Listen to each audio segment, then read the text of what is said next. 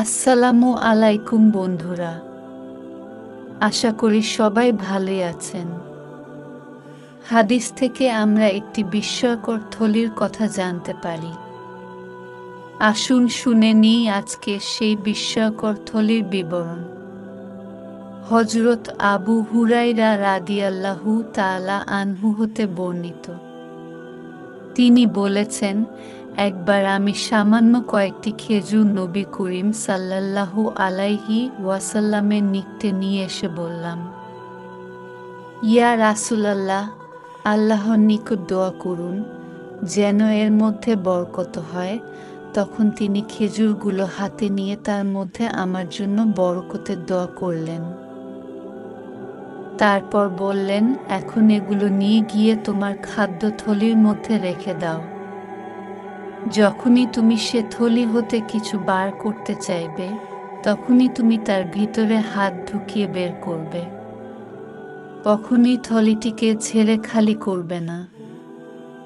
আবু হুরায়রা রাদিয়াল্লাহু তাআলা আনহু বলেন, আমি সে খেজুর এত ওয়াশক পরিমাণ আল্লাহর রাস্তায় খরচ করেছি। তাছাড়া তা হতে নিজেরাও খেয়েছি এবং অন্য লোকদেরকেও খাইয়েছি।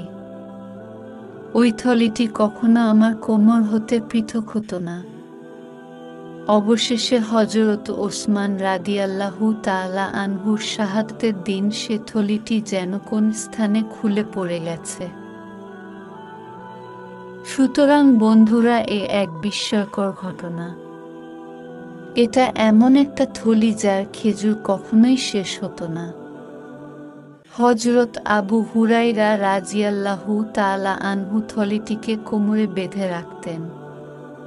থলিটি থেকে তিনি নিজেও পরিমাণ মতো খেতেন এবং আল্লাহর রাস্তায় অন্যান্যদেরকেও দান করতেন।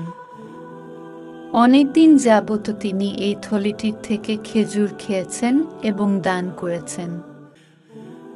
অবশেষে উসমান রাদিয়াল্লাহু তাআলা আনহুর শাহাদাতের দিন যখন গোলমাল গণ্ডগোল সৃষ্টি হয়, তখন সেই গণ্ডগোলের মধ্যে থলিটি যেন কোথায় খুলে পড়ে গেছে এবং হারিয়ে গেছে।